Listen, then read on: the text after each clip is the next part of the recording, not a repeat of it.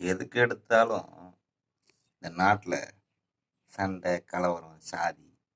இப்போ கூட ஒரு வீடியோ பார்த்தேன்.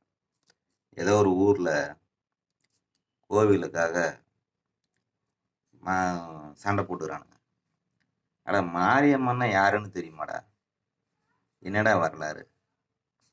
இங்கேருந்து போவாலாமா, அங்கே போயிட்டு ஆற்றுல போய் தண்ணி கொண்டு வரலாமா.